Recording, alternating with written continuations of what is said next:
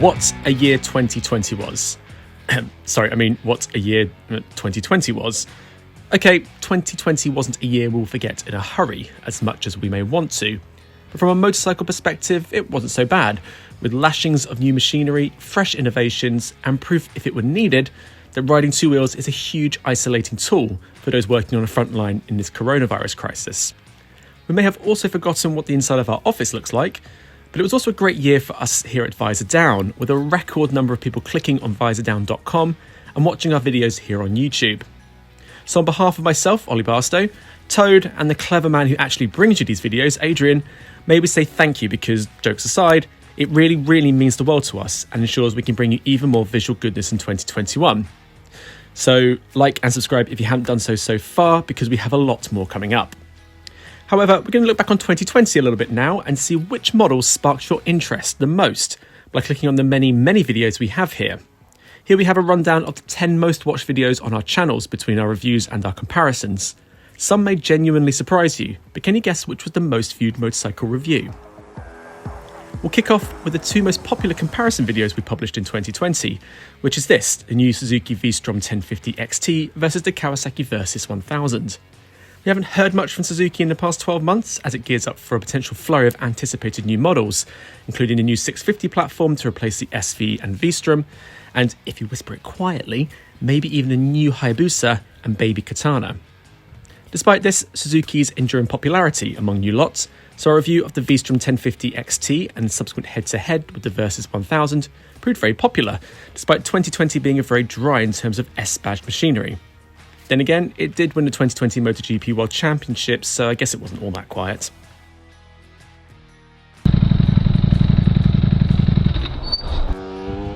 With almost 500,000 views, this video was actually our most popular video of 2020, and we can certainly see why.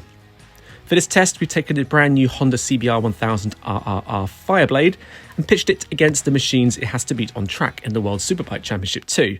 The Ducati Panigale V4R, Kawasaki ZX10 RR, Yamaha R1, and the BMW S1000 RR. While Honda didn't have the greatest start to life on the international racing stage, it certainly made its mark on the road. But is it our favourite? Be sure to look out for an updated video when we will throw in the new Kawasaki ZX10 RR, and maybe, just maybe, listen to your calls to make it a full 7-way mega test that includes a Suzuki GSX R1000R and the Aprilia RS V4. You'll have noticed our myriad of videos highlighting the many new models being launched over the autumn, but despite high-profile reveals, it was this, the Honda X-adv, that attracted you most with more than 250,000 views. A curio in that it takes the scooter genre and throws in some surprisingly capable off-road ability.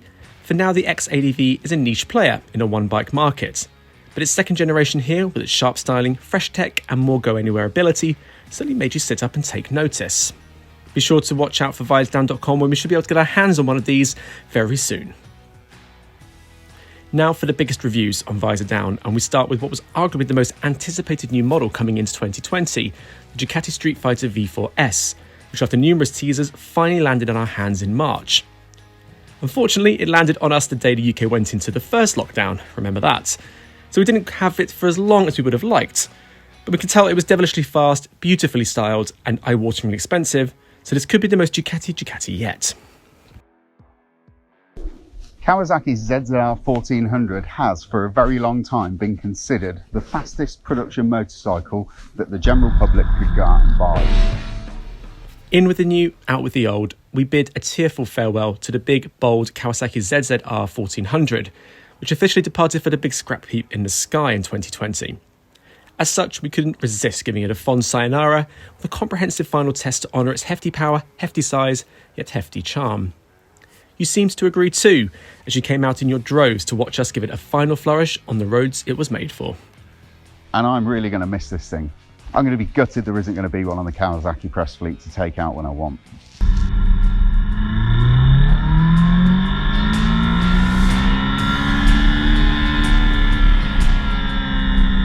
While various lockdowns made it tricky to get outside of the UK for the international launches we're used to last year, we did escape briefly to the north of Italy to put another of 2020's most anticipated and much delayed new models to the test, the Aprilia RS 660.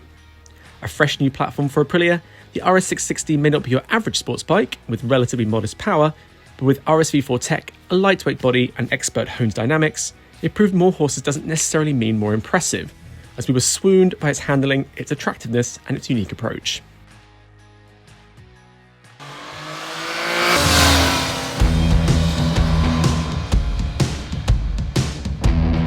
Had we not jetted off to Tenerife in December, then the Triumph Trident 660 would almost certainly have ended 2020 as our most watched video, but enough of you viewed it in just 1 month to see it land in 4th here. Triumph's first attempt at zoning right in on the Yamaha MT-07, the sporty little triple boasts all the signature Triumph traits in a more affordable package. We were won over by its handling and performance to the extent we think Triumph is onto a winner, and judging by those view figures, it looks like we were right.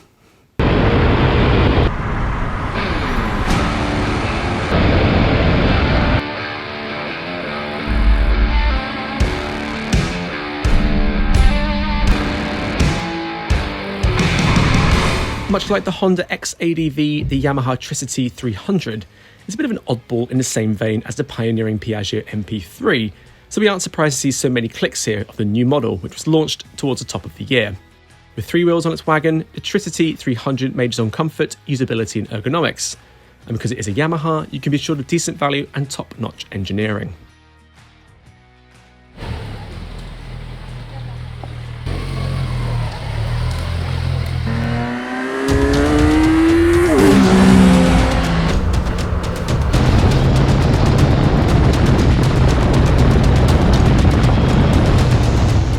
Cynics will say the latest Kawasaki Ninja 1000 SX is merely a big fuss over a rename, but the reality for the latest version of one of Europe's best-selling motorcycles is more intricate than that.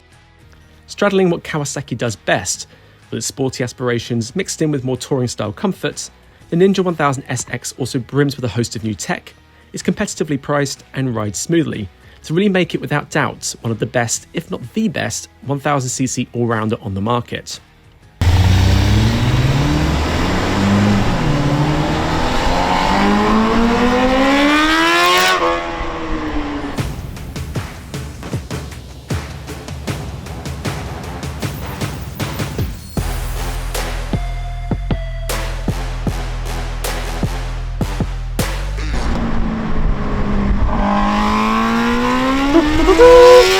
Here you have it, the most popular new review and new motorcycle launched in 2020, the Honda CBR 1000 RRR Fireblade.